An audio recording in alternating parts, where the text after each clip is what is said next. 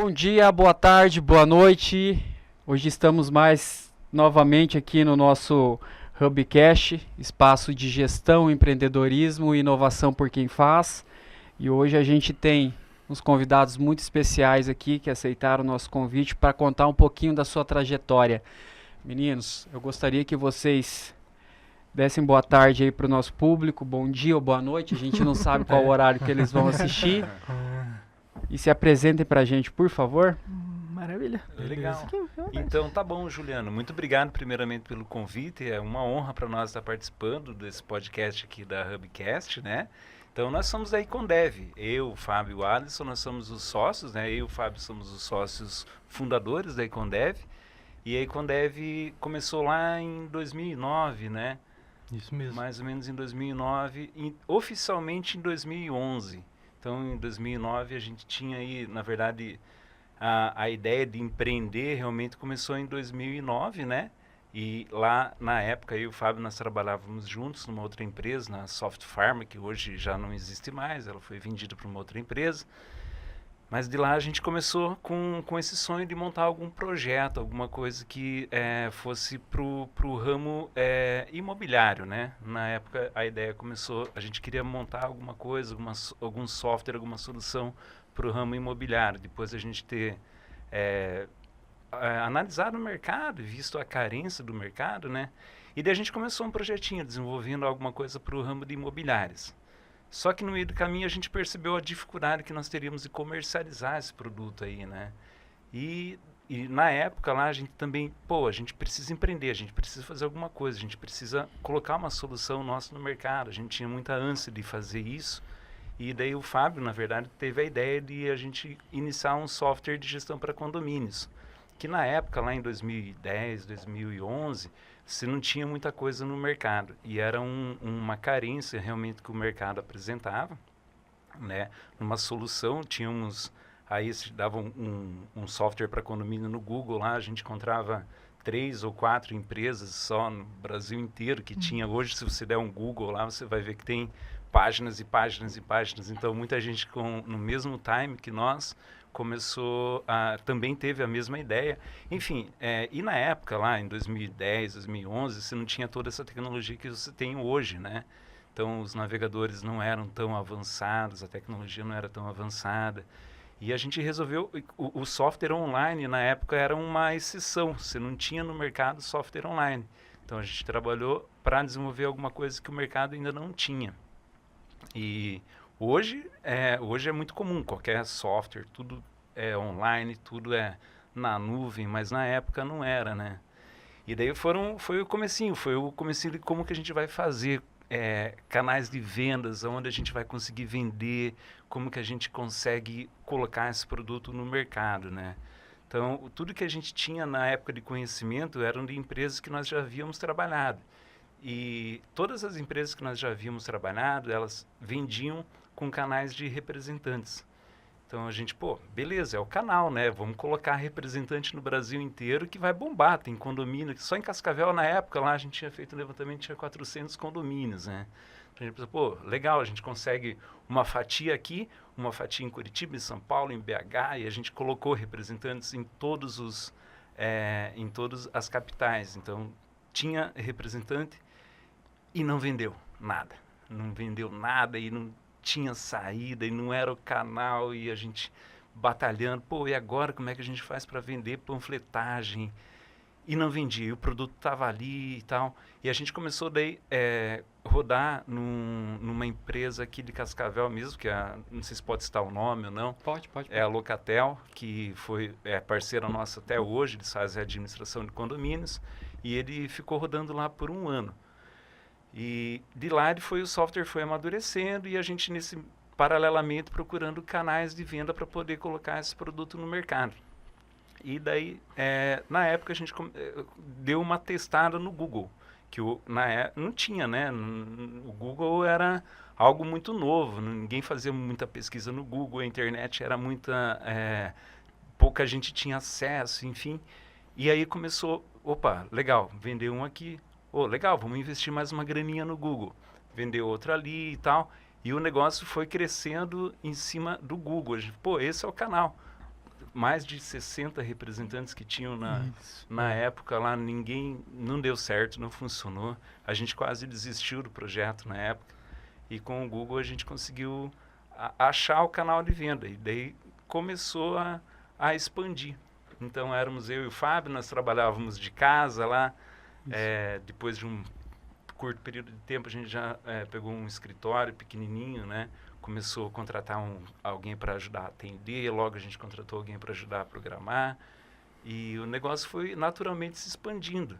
E daí já ficou pequeno o primeiro escritório, o segundo escritório a gente já montou. Eu vou zoar porque não é ao vivo, né? Mas obrigado por essa curta apresentação.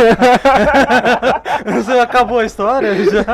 Beleza. Não, eu tô lá em 2010 ainda. Começou. Tá tranquilo. A gente remodela atrás. Tá tranquilo. É só pra quebrar o fluxo. Vai sair o meu boa tarde, pelo menos. Isso. Boa tarde, meu nome é Rodrigo, né? Ok. Então, boa tarde, Juliana. Eu sou o Fábio, sou um sócio da Econdev, né? Somos eu e o Rodrigo sócios fundadores, né? E como ele comentou, começamos lá em 2009, mas a gente já trabalhava junto antes, né? Desde em várias empresas, a gente já passamos por outras empresas em desenvolvimento. E a ideia de empreender, na verdade, eu sempre falo que a Econdev ela já existia muito antes, só não tinha o nome, né? Então a gente sempre teve a ideia de criar alguma coisa, né? Trabalhando para outras empresas, mas sempre com a ideia de ter algum negócio próprio, né? Mas no começo é difícil, né? De ter a ideia, achar um nicho e tal. E já foi pesquisando, e até que tenta uma coisa ali, tenta outra aqui. Aí como o Rodrigo comentou, a gente, com a ideia do sistema para imobiliária, né? A gente não conseguiu muitas portas para testar, e aí a gente acabou na ideia do sistema para condomínios. E aí o negócio foi crescendo até que chegou o Alisson na Econdev. Cheguei na parte fácil. Depois que estava tudo pronto. Mas Mais ou menos, né? Chegou no meio final da história. Mas eu saí daqui, da Unioeste, filho da Unioeste também. Me formei aqui e já fui direto pra Econdev com os garotos aí, já estavam com a empresa andando. Eu trabalhei por lá acho que uns 3 anos, né? Como CLT normalzinho mesmo. Era juniorzinho, desenvolvedor, sentadinho na minha baia lá. E depois pandemia veio, a gente começou o projeto novo, que a gente deve citar aí mais pra frente. E daí veio a proposta de me juntar à sociedade. E aí agora estamos aí. Que legal, Vi. O legal de a gente frisar é que vocês não se formaram aqui, né? Não, da Unioeste. Só o Alisson. Mas todo podcast tem alguém que é aqui da Unioeste. E no caso dele ainda é mais raro ainda, né? Porque é ciência da computação. Sim. Então, o bicho é sobrevivente. Foram 4 anos complexos. Legal, cara. Mas assim, eu gostaria de entender um pouquinho do Rodrigo, do Fábio, né? Você até comentou agora que você saiu aqui da Unioeste. Mas vocês trabalhavam em outras empresas de tecnologia. E como que era o mercado naquela época, assim? Porque vocês vieram de empresas grandes, né? Eu acredito que vocês já tinham uma oportunidade de ver um mercado um pouquinho diferente, né? Mas como que vocês viam o mercado mais lá atrás, né? Um pouquinho antes de vocês talvez começar com o projeto da Econdev. E daí como que vocês foram traçando esse grauzinho ali? Vocês trabalhavam o dia inteiro? Como Legal. que vocês faziam? Eu acho que no nosso caso especificamente, né, a gente morava em Palotina, né? Uma cidade muito menor do que aqui, e trabalhava lá já com desenvolvimento. Então, nas empresas tradicionais, como a gente chamava antigamente, né, o desenvolvimento tradicional, offline, atendimento, às vezes o desenvolvedor, programador não só programava, mas atendia o cliente, pegava o carro, visitava, né, fazia um pouco de cada coisa assim. E aí, na época, o Rodrigo... Aí era full stack, né? Full stack famoso, raiz mesmo. Full stack mesmo. Só que pelo tamanho da cidade, até pelo porte da empresa, a gente não conseguia ter a visão do que a gente tem hoje do mercado, do negócio, né, das possibilidades que tinha. E aí o Rodrigo veio para cá, né, para Cascavel, para a Soft Pharma, que é realmente uma empresa grande, já era na época, né? Já era uma empresa grande, E aí na Soft Pharma, depois que o Rodrigo veio pra cá, é aquele negócio, né? O cara pulou na piscina e falou, legal, vem pra cá também. Água gelada, vem ver como é bom aqui fora. Né? Empresa grande, projetos, gerenciamento e tal, mais de 2, 3 mil clientes, a empresa era grande e tal, uma experiência nova. E aí a gente passou a trabalhar junto ali, né? E aí, assim, já abre muita visão, porque apesar ainda de ser também uma empresa na época tradicional, né, não existia as vagas home office, trabalho remoto, todo mundo trabalhava lá, mas já era uma empresa bem estruturada, muitos setores, processos e tal, e a gente foi ganhando uma experiência ali, né. Dali ainda a gente saiu e foi para a Ecocentauro, né. Aí nesse caso eu saí antes, né. Exatamente. Daí falou que a água estava quente. Isso. A Ecocentauro também, uma empresa muito grande, né, trabalhava com representações e tal, muitos clientes já na época. Também com sistema, todas as empresas tinham um sistema offline, né? E aí a gente foi pra lá e daí, pô, falei pro Rodrigo, que é legal, vem pra cá, tem uma experiência diferente. Eram visões diferentes de cada empresa, né? Do mercado, de cada nicho. Apesar das três serem RP comercial, industrial, né? De varejo, era uma experiência diferente em cada empresa, né? Então isso foi também acumulando para que a gente tivesse ideias, quisesse testar ideias novas, né? Esse foi um pouco da saída lá de trás, né? As empresas, Juliano, que a gente trabalhou, elas tinham públicos-alvos diferentes. Então, por exemplo, a Soft Farm que a gente trabalhou, eles atendiam o segmento de farmácia. A Ecocentauro, eles atendiam o segmento do varejo. E, assim, sinceramente, a gente não tinha muita noção de como que era o mercado de software para condomínios, era um negócio novo. Não tem nenhuma empresa em Cascavel, não tem no Paraná, na época não tinha nenhuma, hoje tem, né? Mas que atendesse especificamente condomínios, para nós foi tipo, a gente tentou ir descartando alguns nichos que a gente julgava que teria uma concorrência maior, e no ramo de condomínios a gente encontrou uma oportunidade que o mercado estava carente. Então, foi ali que, pô, legal, vamos tocar o barco, vamos fazer daí pra frente. Ah, que bacana, que bacana. E você entrou depois? Eu cheguei depois. Enquanto tudo isso estava acontecendo, eu estava aqui. Você estava aqui ainda. Eu estava nascendo. A Soft Farm era um lugar, era uma opção para fazer estágio, a Ecocentauro era uma opção para fazer estágio. Tudo poderia ter sido diferente caso eu tivesse feito estágio nesses lugares, inclusive. Mas não, eu estava por aqui, estava no curso de Ciência da Computação, entrei em 2013, Foi 4 aninhos ali pegados. E daí no último ano, TCC foi algumas coisas, me abriu algumas ideias. O curso da Unioeste em si, ele é muito focado na área da ciência mesmo, né? Academia, pesquisa e tudo mais. E eu percebi que talvez é uma área divertida, eu gosto de pesquisar, gosto dessas coisas, mas a parte empresarial me parecia mais atrativa. E daí eu comecei a mandar alguns currículos aqui em Cascavel mesmo, só pra ver o que acontecia. Eu enganei 2 pessoas e... Deu certo, né? Deu certo. Eu avisei que tinha que ter mais gente nessas entrevistas, consegui enganar só 2 e entrei na Icondev em 2017 daí. 2017. A gente não tem muita diferença de idade, mas a gente brinca que quando o Alisson estava nascendo, a gente estava programando provavelmente algum dos sistemas que estava... É verdade. Provavelmente. Ele estava utilizando. Um salto geracional ali. Ele estava utilizando. Mas, curiosamente, a gente contratou o Alisson, realmente, como ele falou, como júnior, né, aprendeu e tal, mas teve uma curva de evolução tão gigantesca que, né, tirando os excessos aí, a gente, no fim, a gente precisava também sair um pouco do operacional, né, e ter alguém da área ainda de tecnologia, né, de desenvolvimento, que pudesse ser um braço dentro da sociedade, né. É o que acontece, o movimento que acontece quase normalmente nas startups, né. Normalmente a fundação tenta sair para outras áreas estratégicas. Na época o Rodrigo estava direcionando para o comercial, né?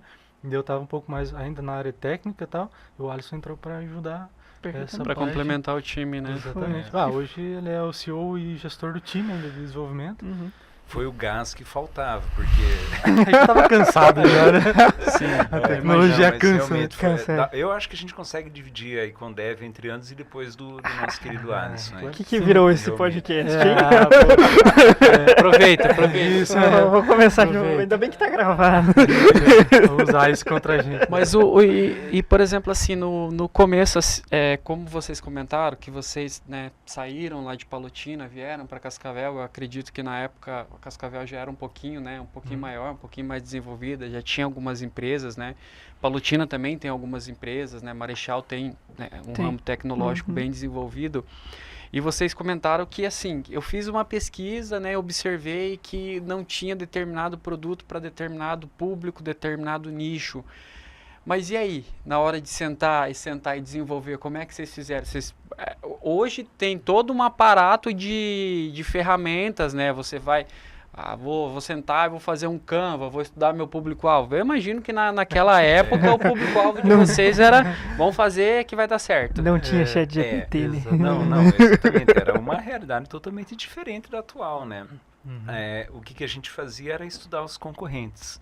Então, a gente, o que os caras têm... O que eles estão fazendo, né? O que eles estão fazendo, né? Porque era mais fácil, igual você falou, apesar de, a gente sempre estuda, né? Faz um plano de negócios, faz uma pesquisa e tal, mas a gente até fez algumas coisas, né? Saiu na rua, foi lá de porta em porta, bater e tal, e não dava certo, né? Não dava, né? Imagina você chegando, foi em 2011? Foi em 2009, 10. Imagina você chegando em 2009, batendo lá no porteiro lá, falar, viu, você precisa de um negócio para te ajudar a administrar aí, porteiro? Foi alguns prédios que a gente bateu na porta aí. Exatamente. Olha só. A grande dificuldade hoje de toda a ideia, de todo negócio é achar o canal, né? De venda, né? Sim. Porque a gente sempre fala, programar, desenvolver está cada vez mais fácil, mais rápido, né? Todo mundo consegue fazer e fazer muito rápido hoje em dia, mas tem que fazer isso dar dinheiro de alguma forma, né? Sim. Então achar esse caminho, e é o que você falou mesmo, a gente fez panfletos, né? Muito tradicionalmente, antigamente, panfletagem e tal, chegava lá, entregava e tal, mas não era o porteiro, às vezes não era nem o síndico que ia fazer isso. E aqui em Cascavel, na época, ainda estava nascendo o nicho de administração de condomínio, né? A Locatel realmente foi uma das pioneiras aqui que entrou nessa área especificamente, que faz a gestão, a administração, os trabalhos complementares do condomínio, né? Então era muito novo, né? Isso aí foi nascendo, só que a gente olhou para fora nesse caso aí, e aí falava, já tem empresas que têm software para isso, então é uma demanda fora daqui. Aí que veio o passo que o Rodrigo contou que foi difícil achar, né, como vender isso. A gente testando representantes, batendo na porta, até achar o Google, né? Que aí os sistemas não eram online, mas as pessoas já pesquisavam coisas no Google, né? 2009, 2010, né? Sim, ele já estava, né, subindo um pouquinho, Era o né? Internet Explorer. Ainda, né? Você imagina naquela época, né? E ele não estava nem nascido ainda. Não, né? ainda não. Já tava. Já estava, já? Então tá Nascido eu tava. Tava comendo terra, tava comendo Tava. terra. Mas o mais legal, assim, que a gente observa que vocês tiveram um trabalho extremamente incansável, né, para conseguir fazer rodar, né? Hoje em dia a gente fala rodar, né? Mas eu imagino o quão difícil deve ter sido para vocês no começo, porque você imagina, agora talvez, eu não sei como pode ser o perfil de vocês, mas normalmente os desenvolvedores, eles são um pouco mais introvertidos, né? E você sair do teu setor, né? Que você tá ali, você conversa com teus colegas, mas é de uma forma... Agora, a forma de você abordar um cliente, de conversar com um cliente é totalmente diferente. Vocês sentiram isso? Ou vocês, tipo, já estavam preparados já para... Não, a gente foi se adaptando, Juliano. Assim como o Fábio, também eu tenho formação técnica, eu também... na época nós dividíamos muitas tarefas, né? Sim. E a gente foi se adaptando, a gente foi lendo livro, a gente foi estudando, a gente foi tentando com erros, né? Tentando acertar com vários erros cometidos e foi tentando ajustar.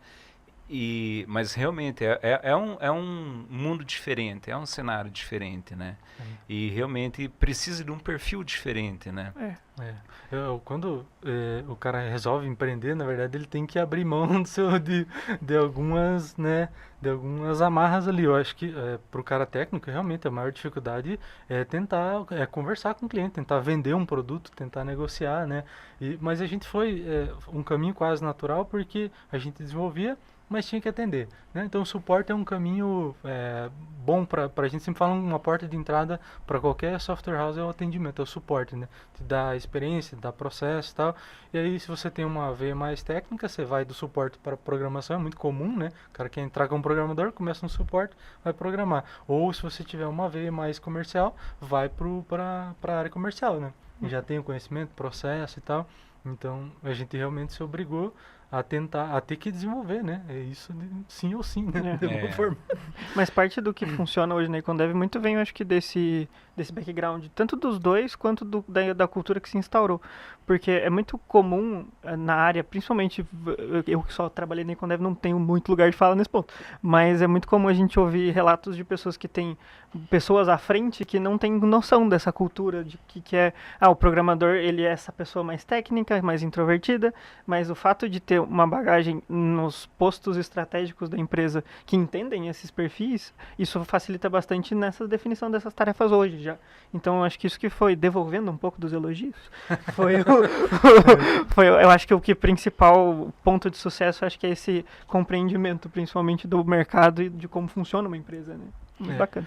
Eu acho que também, antigamente, a nossa ideia também era assim, a gente tinha gás, pelo menos, para trabalhar de dia e de noite. Era o que muita gente hoje em dia, o mundo de startup, pitch, investimento e tal, o cara acha que ele criou uma ideia e já larga tudo, já busca investimento, já vende a casa, o carro, e já tenta, e acha que vai ficar rico, né? Da noite pro dia. Então a gente tava nessa, trabalhava de dia, trabalhava à noite, tentava uma ideia, não deu certo, continuava, tentou vender, não deu certo, mudava aqui e continuava nessa levada. Foram de 2009 a 2011, quando abriu o CNPJ, né, 2 anos, e ainda foi nos primeiros 2, 3 anos pouquíssimos clientes até achar, engatar. Então uns 3, 4 anos nessa pegada aí, né? E vocês têm uma pegada, na verdade, assim, vocês já montaram uma das primeiras startups. Eu não conhecia a história de vocês, eu acho muito bacana. Enquanto a gente só ouve falar das lá de fora, então essa a ideia desse podcast, é trazer o pessoal que trabalhou, pô, vocês deveriam ter uma estátua em qualquer lugar aí, porque vocês são uma das... eu vou devolver. Obrigado, valeu. Não, mas eu digo assim, brincadeiras à parte, cara, vocês foram uma das primeiras pessoas que desbravaram realmente o mercado, entendeu? Então, por exemplo, hoje, se a gente tem uma visão de startup, é uma visão... difundida graças a quem veio antes da gente, né? Então, por exemplo, a gente entrevistou o Ciro contou da história dele, a gente entrevistou os meninos da Santé, eles passaram por tudo isso. Só que uma coisa eu consigo identificar aqui, que vocês, o porquê que vocês deram e estão dando certo, e o porquê de muitas startups não darem certo. Vocês têm um perfil fazedor. Que é o que falta nas startups. Às vezes, assim, quando a gente participa desses hackathons, tal, que o problema ele vem, né, de uma forma diferente e as empresas imaginam, né, elas imaginam que vão achar o novo Steve Jobs ali no meio, né? Exatamente. É o Steve Jobs e vai resolver o problema do mundo, vai lançar o novo Apple, o novo Bitcoin, né? E as empresas, elas vêm com essa visão. Mas muito disso que vocês comentaram aqui... eu tô passando e eu passei. E eu acredito que muita gente está passando. Mas uma pegada legal é justamente essa. Cara, testa a tua ideia, coloca no mercado, pede feedback. Vai ser difícil, vai. Mas daqui a pouco, exatamente esse é o diferencial de vocês, que é o que acontece com muita startup. Que eles acabam ficando no caminho justamente por isso. Quais foram as maiores dificuldades que vocês sentiram, além de, claro, né, ter que trabalhar 24 né?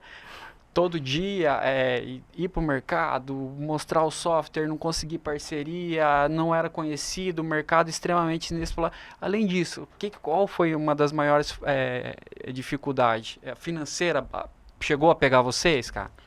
Com certeza, né? A gente, na época, quando a gente decidiu montar a Econdev, a gente recebia um salário legal onde a gente trabalhava nas empresas e a gente desistiu para vir para uma incerteza. A gente não tinha faturamento, a gente não tinha nada. Então a gente veio para uma incerteza apostando num sonho. Então trabalhar à noite, final de semana, feriado, nunca foi problema, porque a gente sabia exatamente onde a gente queria chegar. Então a gente sempre fez isso sem levar em consideração ser um problema. A gente sempre fez isso com o objetivo de alcançar o sonho que a gente tinha. Mas eu acho que a incerteza lógico, gera um pouco de medo da insegurança de você estar entrando em alguma coisa que você não conhece, você tem que desbravar, aprender, levar não para levar um sim. Essa eu acho que é uma das maiores dificuldades, eu acho que de qualquer empreendedor hoje, né? A gente tinha um sonho e uma xícara de café, né? Sonho muito xícara de café. Muita xícara de café. E isso nunca para, né, Juliano? Tipo, essa incerteza, porque assim, a gente tá, o mercado, ele é dinâmico, a gente precisa estar a todo momento. Então isso nunca para. Isso é essa verdade. constância de incerteza e preocupação, o que vai ser daqui 1 ano, 6 meses, isso nunca para, né? Então, exatamente. E é como o Rodrigo falou, né? A gente tinha, beleza, uma carreira bacana, um lugar bacana, um salário legal e tava querendo trocar aquilo por alguma coisa que a gente acreditava, né? Mas, como você mencionou, a gente tinha pelo menos um pensamento de que não ia ser de uma hora para outra, né? E aí essas tentativas foram levando, por mais que a gente acreditava que, né, tivessem 400 condomínios em Cascavel e a gente ia pegar uns 10%, no primeiro ano talvez a gente teve uns 3 clientes, talvez. Um pouco menos. E é muito legal a gente trazer nesse bate-papo justamente isso, né? Algumas startups, elas nascem, né? Já nascem com um apoio totalmente diferenciado, mas indiferente, se ela já nasce com apoio diferenciado, ela ainda vai ter os mesmo problema que vocês. Sim. Então ela pode chegar num pico ali de estar com 100 clientes, que imagina, uma startup, né, que nasce para uma empresa nova, que nasce está com 100 clientes, deve ser o auge, falar, não, agora eu tô por cima da... É o primeiro sucesso. É o primeiro sucesso. Imagina vocês lá atrás, e vocês vêm ainda de uma cultura um pouquinho mais diferente, né, porque eu imagino que quantas vezes vocês foram chamados de louco? Ah, não, cara, você vai sair daqui porque você está ganhando bem, você vai fazer o quê? Empreendedorismo. Só pela família ou pelos amigos? Eu imagino, mas assim, o empreendedorismo agora é uma veia bacana, né? Mas e lá atrás, cara? Como é que foi para vocês, meu? Antigamente, e é isso que você falou, né? Todo mundo olha o cara que quer trocar a estabilidade, né, por algum sonho, por uma vontade de fazer alguma coisa, como louco, né? Até que talvez isso entre, depende do perfil de cada um, mas isso entre como um combustível também para provar de que não é isso, de que vai dar certo, porque a gente vai fazer dar certo, né? É de uma certa forma um gás que faz a gente... A teimosia, eu acho, né? Exatamente. Eu chamaria de persistente, mas a teimosia em determinados momentos da vida ela é importante, ela é importante, né? A persistência também, mas eu acredito que a teimosia também, às vezes assim, pô, você tem certeza, cara, vocês tinham tanta convicção do mercado que vocês queriam atender, que vocês bateram, falaram, cara, a gente vai ser teimoso. Pô, vocês podiam ter desistido no primeiro ano que vocês tinham 3 clientes, vocês iam falar assim, em comparado, acredito que ao que a gente ganhava, e aí, né?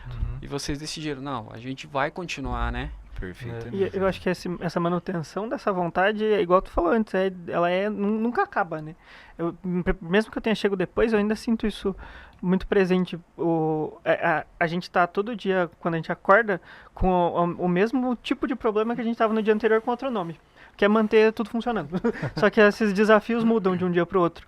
Mas esse receio, esse medo de... Eu acho que o medo maior não é nem de descobrir se as coisas vão dar certo, mas é se tudo que a gente está investindo a gente não vai perder em algum momento, né? Ah, será que todo esse tempo, todos esses recursos, todo esse esforço que a gente está colocando vai dar certo? Não é nem o fim que a gente está buscando. É se isso tudo que a gente está colocando agora realmente vai dar algum fruto, né? Ou quanto tempo isso vai durar, né? Igual o Rodrigo comentou. O mercado é tão dinâmico que uma das dificuldades que a gente teve no começo, tecnicamente, era de ter um sistema online, realmente, né? Internet, navegação, navegadores, tal, tecnologia certa, e a gente foi passando por, né, melhorias, e a gente sempre pensava, uma empresa, uma startup, ela pode anoitecer e não amanhecer, né? Porque você tem dados, e aquilo ali, se acabar, né, e não tiver uma forma de manter vivo, acabou com a empresa, né, da noite pro dia. Então era sempre aquele medo de, pô, será que estamos seguros? Será que estamos no caminho? Falta segurança, tecnologia, vamos melhorar, estamos melhorando. E dia e noite, mesmo pensamento, mesma adaptação. E como eu fiquei curioso agora, e como é que foi essa adaptação de vocês? Porque vocês saíram de um modelo físico para um modelo web. Como é que foi lá no começo? Porque você comentou com a gente ali do Google. O Google estava nascendo, né? Tava se popularizando. Se popularizando no Brasil, quer dizer, exatamente, né? O que acontecia, na verdade, lá atrás é que os navegadores não eram compatíveis para ter um desenvolvimento web que fosse fácil, né? Então a gente saiu do navegador, a gente usou uma tecnologia que era popular, de certa forma, porque os bancos usavam, o sistema da Receita Federal usava o Java Web Start, o JNLP, que era aquele aplicativo da Receita que executa no computador, mas o servidor era online já. Então era um misto de online com uma interface desktop, né? O que pra gente era muito confortável, porque a gente tinha o costume dos sistemas antigos de usar muito teclado, mouse, né? E o sistema ficou prático, ficou legal. Para a época era alguma coisa muito, muito bacana, muito inovadora.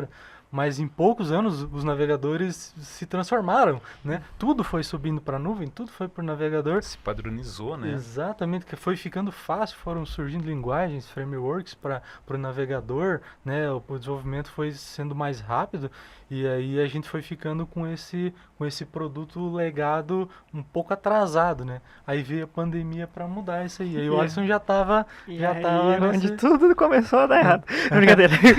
Mas isso tudo que o Fábio falou é bem verdade. E eu acho que além dos navegadores, acho que o que também ajudou bastante a passar a perna ali nos aplicativos do desktop foi os dispositivos móveis, né? O computador saiu da mesa e veio para a palma da mão, né? Então, por mais que não tivesse um aplicativo instalado, você tem um navegador no celular, então consegue manipular por ali, né? E aí esse sistema legado não era só uma ideia legada, mas ele tinha uma tecnologia legada também. Era o JNLP, e por mais que ele fosse online na nuvem, ele tinha, né, todo o visual dele era legado para a época que ele foi implementado. E daí surgiu a ideia de começar de novo. Todo mundo tem. A gente olhou para tudo. Não tinha outra forma de fazer. Não tinha. A gente até tentou, né? Não dá para falar, não. Hoje da noite a gente dormiu com tudo pronto e acordou, vamos fazer de novo. A gente tentou fazer alguns projetos, algumas coisas híbridas, até saiu algumas coisas híbridas, portais híbridos do sistema. Aí a gente foi começando a perceber que estava virando um Frankenstein, né? A gente tá fazendo braços novos e um corpo velho.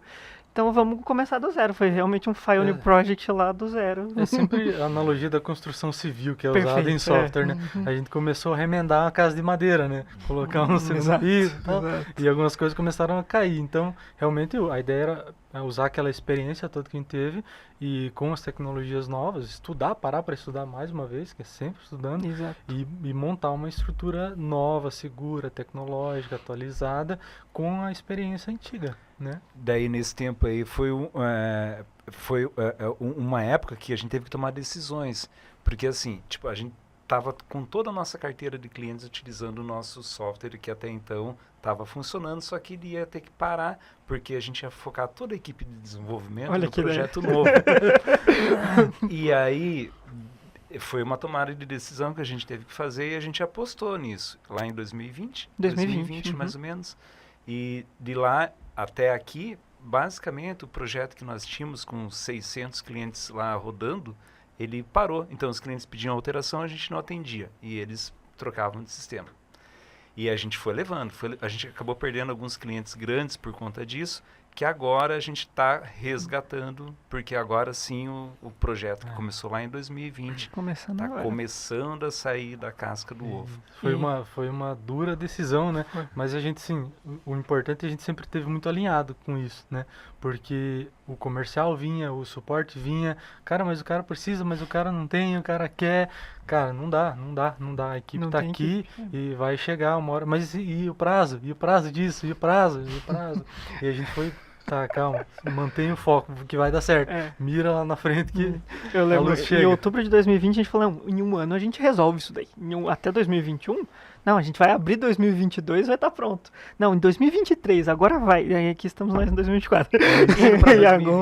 Mas agora tem. Agora é cara, e é muito legal, até recomendo. Depois a gente vai fazer uma divulgação para vocês ajudar a gente a compartilhar, porque é importante para quem está vindo agora, entender que também, cara, não é porque você está na tecnologia que você não precisa parar muitas vezes. E eu imagino o baque que deve ter sido para vocês, ter que praticamente parar todo o projeto, toda a operação, para realmente tocar um projeto novo, fazer do zero, fazer cara. do Daí volta aquela pergunta, será que isso foi uma ideia certa? Será que isso foi uma boa ideia? Exato. Porque, assim, na época, quais as opções que a gente tinha, né? Ou a gente colocava uma equipe nova para desenvolver o projeto novo, e a gente já viu isso nas empresas que a gente passou e não deu certo, ou a gente colocava a equipe nova para atender o sistema atual, que não daria certo também, né? A gente teria muitos problemas no meio do caminho, fora todo o investimento, tempo, conhecimento e tal. Então, esse meio termo deu certo, tá dando Tá certo. dando certo. E eu vou trazer mais uma questão para vocês aí. Você abordou a questão do time aí.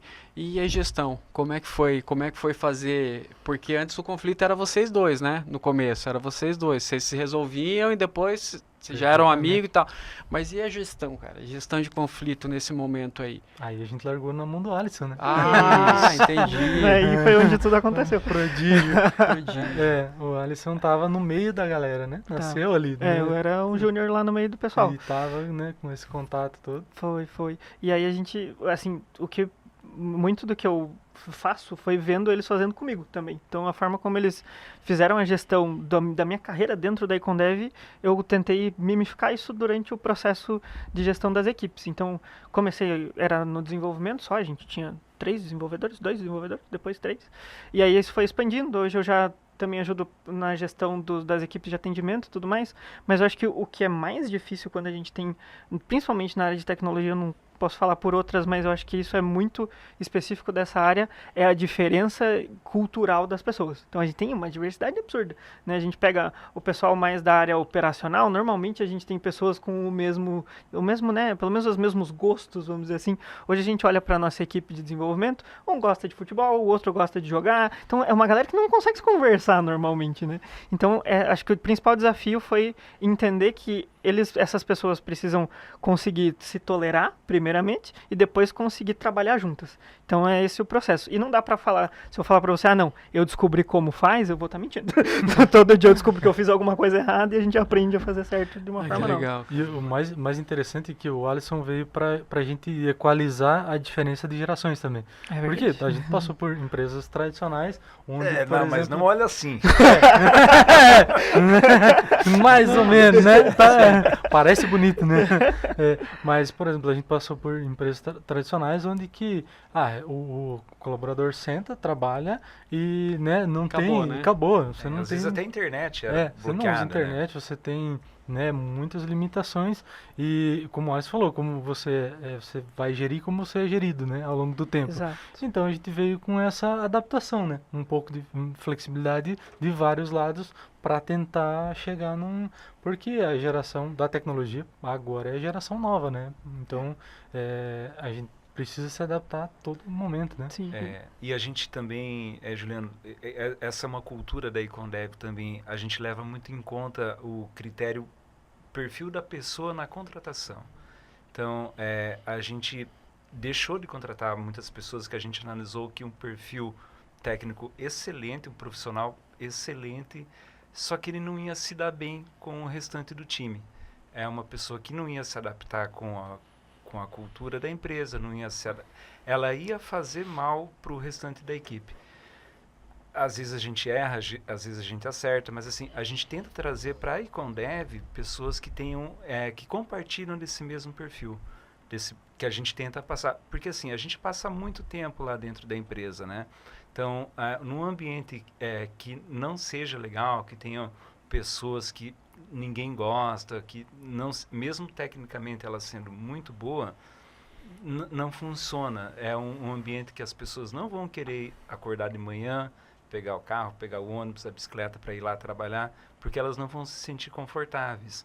E a gente busca e pretende buscar isso também nos próximos anos, décadas aí, trazer pessoas que compartilhem dessa mesma visão que nós, para que seja um ambiente agradável. Porque mesmo a pessoa não tendo uma experiência técnica fantástica, a gente ensina, mas se uma pessoa tiver um perfil com dificuldade de lidar com pessoas, com colegas, Isso aí a gente não consegue mudar. E isso é muito importante porque o que a gente percebeu também é que quando essa cultura ela é muito orgânica, por mais que a pessoa entre sem um conhecimento da área muito bom, as outras pessoas abraçam e ajudam a... É mais né, cooperativo, né? Exato. A maior parte do nosso desenvolvimento hoje são pessoas que já estavam na empresa e foram para o desenvolvimento. Migraram. Migraram, porque a cultura é tão... essa transição não é tão dura, não tem o setor separado, com aquela galera eu não posso conversar e tal. Então isso foi orgânico e a gente percebeu que compensa às vezes realmente, igual o Rodrigo falou, a gente se limita muito, obviamente, porque era muito mais fácil se a gente só abrisse o leque e colocasse qualquer um para dentro, mas essa limitação internamente ajuda, porque a pessoa já entra, ela já consegue conversar com todo mundo consegue conversar com ela, então funciona bem. Às vezes a gente erra, é claro. Vezes a gente... Normal, natural, né? Natural, erros e acertos, né? Sim. Fazem parte do movimento. E aí, quais são os próximos passos aí da Incondev? Agora dominar o mercado? Agora dominar o mercado, né, Juliano? A gente tem agora, coincidentemente agora com esse produto novo saindo da casca do ovo, que foi um projeto idealizado e sonhado por muitos anos, que agora a gente está conseguindo realmente colocar ele no mercado. A gente tem planos para um crescimento de 2025 em diante aí muito legal da Incondev. A gente pretende ampliar canais de parceria, ampliar canais de vendas. O que eu falei lá no comecinho, que o Google foi o que salvou a gente, hoje não é mais. Então, tudo é muito dinâmico, tudo muda. Então, se a gente dependesse só do Google, hoje a gente já estaria estagnado nas vendas, a gente já não conseguiria progredir. Então, com esse produto novo que a gente está colocando no mercado agora, a gente consegue bater de frente em qualquer concorrente do Brasil no ramo de administração condominial e oferecer o nosso produto com um custo-benefício muito melhor do que o mercado oferece. Então, é muito promissor. A gente tem aí uma tendência de crescimento de 2025 em diante muito legal. Olha que bacana, Juliano. O SIM, que é o nosso software de gestão para condomínios, a gente tem... Ele atende indiretamente moradores também, né?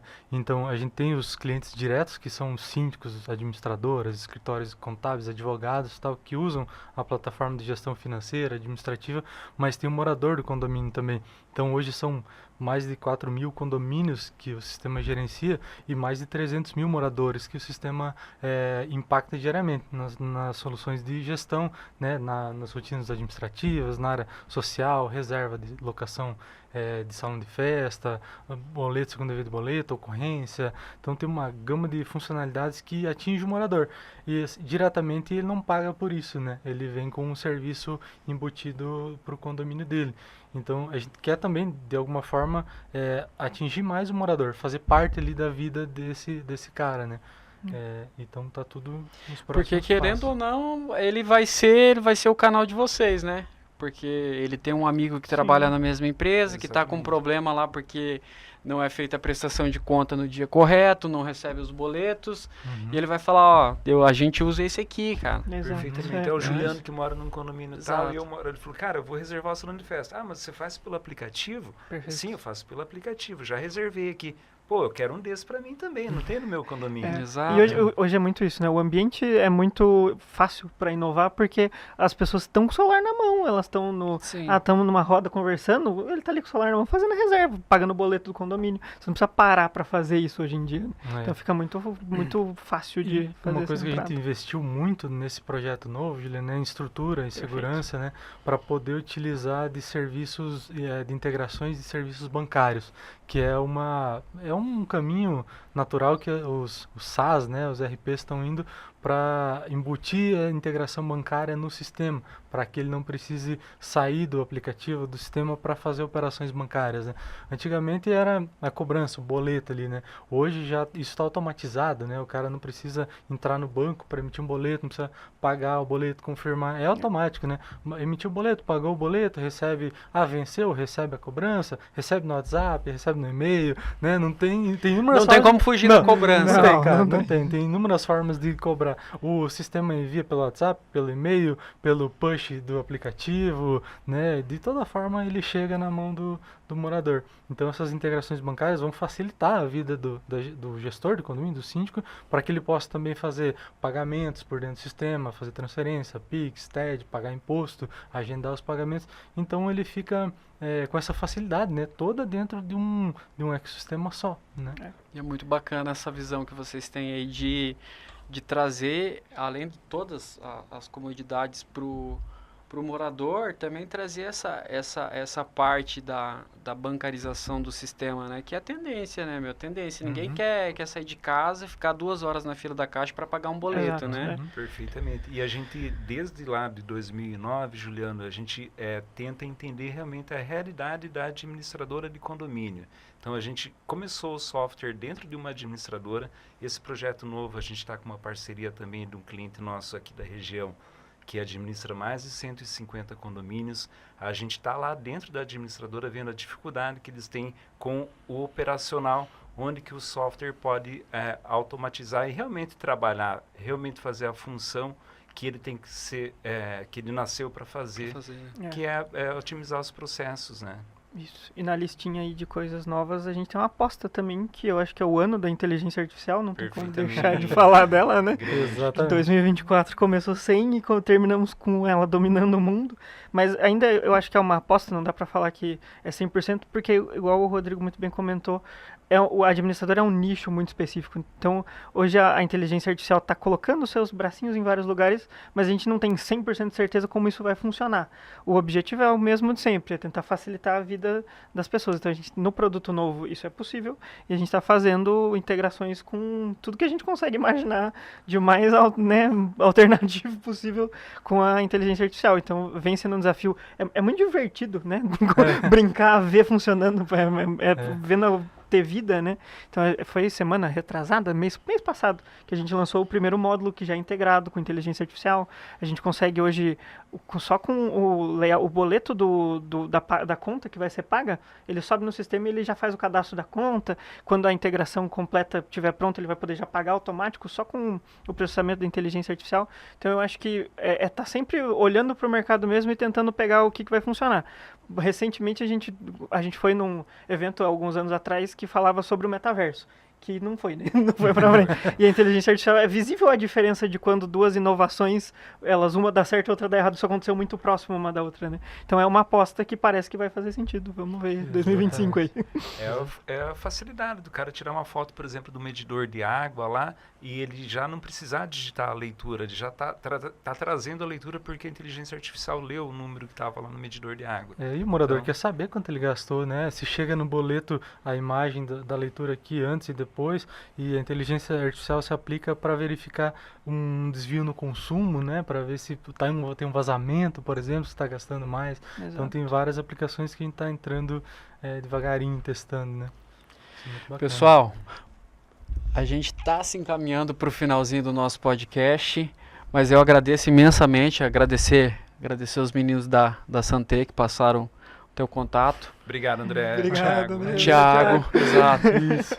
E o que eu quero dizer para vocês, assim, é muito, muito bacana ouvir vocês, sabe, esse encontro de gerações, né, a dificuldade que vocês tiveram lá no começo da empresa de vocês. Então eu acredito que isso aqui é uma aula para quem está pensando em entrar no mundo da tecnologia, porque a tecnologia é muito bonita, né? Você usar o aplicativo aqui, mas vai trabalhar no Instagram ela é bonita, né? No Instagram ela é bonita. E eu queria que vocês deixassem um recado aí pro pessoal que está pensando em vir para esse mundo aí, tanto para empreender, né? A gente fala em empreender no setor de tecnologia, mas tem várias outras formas de empreender também que não, né? Pode dar certo, pode dar errado. Qual que é o recado que vocês deixariam aí pro pessoal que está querendo entrar nesse mundo aí? Bom, legal, Juliano. Obrigado aí pelo convite, né? Nossa participação aí.